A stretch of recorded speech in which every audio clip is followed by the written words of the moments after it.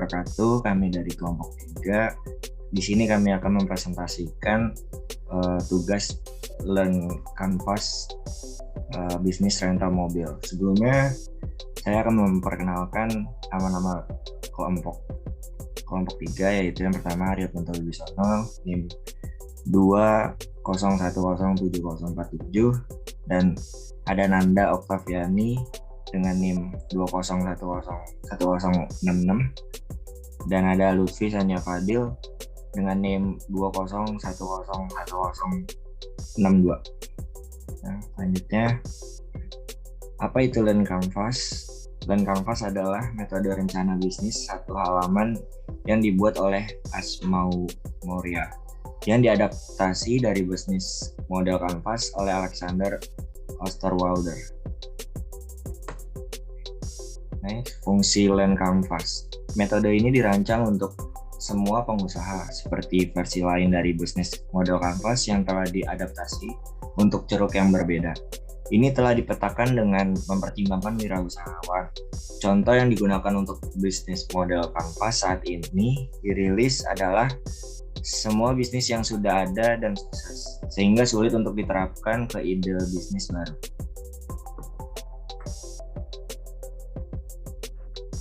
Yang pertama, masalah atau problem. Setiap segmen pelanggan atau customer segment atau CS yang ingin Anda tangani akan memiliki serangkaian masalah yang perlu mereka pecahkan. Dalam kotak ini, coba daftar 1 hingga 3 masalah prioritas tinggi yang dimiliki segmen pelanggan Anda. Tanpa masalah untuk dipecahkan, Anda tidak memiliki produk atau layanan untuk ditawarkan. Yang kedua, segmen pelanggan atau customer segment. Masalah dan segmen pelanggan dapat dilihat sebagai terhubung secara intrinsik. Tanpa segmen pelanggan, dalam pikiran Anda tidak dapat memikirkan masalah mereka, dan sebaliknya. Yang ketiga, proposisi nilai unik atau unique value proposition. Di tengah kanvas ada UVP. Proposisi nilai adalah janji nilai yang akan disampaikan. Itu alasan utama prospek harus membeli diri Anda. Cara untuk memahami hal ini adalah dengan memikirkan mengapa Anda berbeda dan mengapa segmen pelanggan Anda harus membeli atau menginvestasikan waktu untuk Anda. Bacaan lebih lanjut, contoh proposisi nilai yang berguna, dan cara membuat yang baik. Next. Solusi atau solution. Menemukan solusi untuk masalah ini adalah intinya. Anda tidak akan mendapatkan ini sejak awal, namun hal itu tidak apa-apa. Yang perlu Anda lakukan adalah get out the building. Ungkapan yang diciptakan oleh Steve Blanks, solusinya tidak ada di kantor Anda, melainkan di jalanan. Jadi, wawancarai segmen pelanggan Anda, ajukan pertanyaan kepada mereka, dan terimalah pembelajaran tersebut. Ingat, Lean Startup divalidasi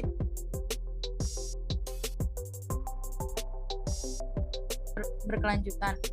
5. Saluran atau channel.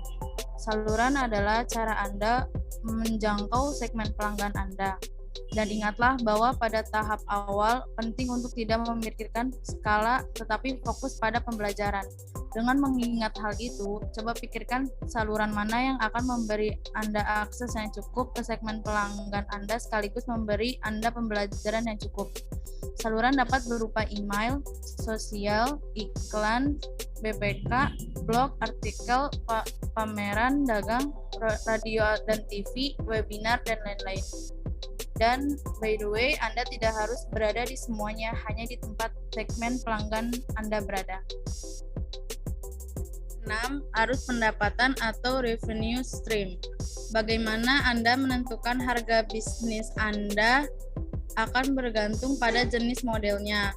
Namun, sangat umum bagi perusahaan rintisan untuk menurunkan biaya, bahkan menawarkannya secara gratis untuk mendapatkan daya tarik, namun ini dapat menimbulkan beberapa masalah. 7.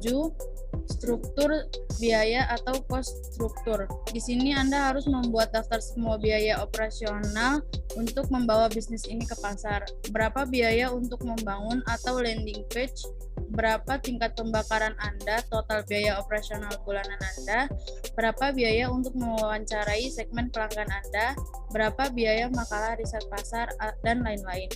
Anda kemudian dapat menggunakan biaya ini dan aliran pendapatan potensial untuk menghitung titik impas kasar atau BEP. 8. Matriks utama atau key matrix. Setiap bisnis, apapun industri atau ukurannya, akan memiliki beberapa utama yang digunakan untuk memantau kinerja.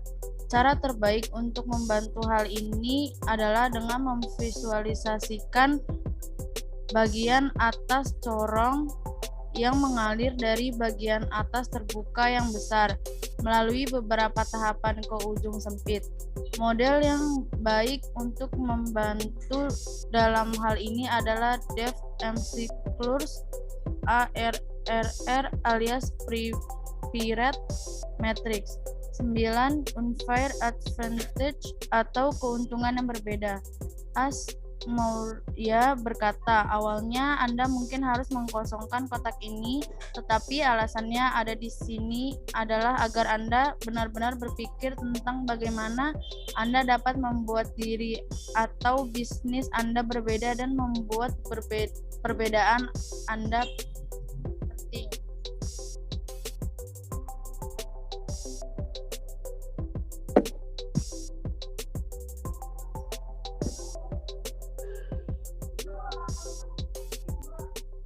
Ini ada Learn Canvas dari kelompok kita, yaitu bisnis rental mobil. Nah, yang pertama problemnya ada orang yang berpergian tidak punya kendaraan. Yang kedua ada sulit untuk pergi berpindah tempat ke tempat lainnya.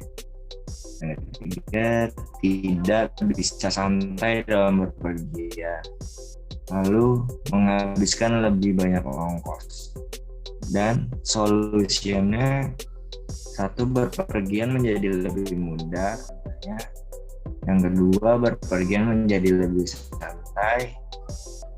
Kemudian mempersingkat waktu dan tidak boros di ongkos. Key matrix. 1, kunjungi website kami. Yang kedua, dapatkan promo. Existing alternatif, berpergian menggunakan mobil dengan mudah. Selanjutnya ada unique value proposition. Memberi diskon untuk yang sering order dan merapikan mobil agar nyaman saat digunakan. Untuk high level konsepnya yaitu berpergian jauh tanpa pusing kendaraan. Lalu ada unfair advantage. Memiliki tempat yang strategis dan channelsnya mulut ke mulut atau dari media sosial atau website. Next, Nanda. Selanjutnya cost structure, yaitu ada angsuran kendaraan, biaya sewa kantor, dan biaya laka lantas dan mobil kasus. Dan selanjutnya ada revenue streams, yaitu transaksi penyewa kendaraan, kelebihan bahan bakar sisa dari konsumen, dan situasi laka lantas dengan klaim asuransi TLO. Selanjutnya ada customer segment. Customer segment di kita itu seorang traveler, orang dewasa, dan perusahaan. Selanjutnya ada early adopters, yaitu para traveler yang tidak ada kendaraan dan perusahaan yang kekurangan kendaraan.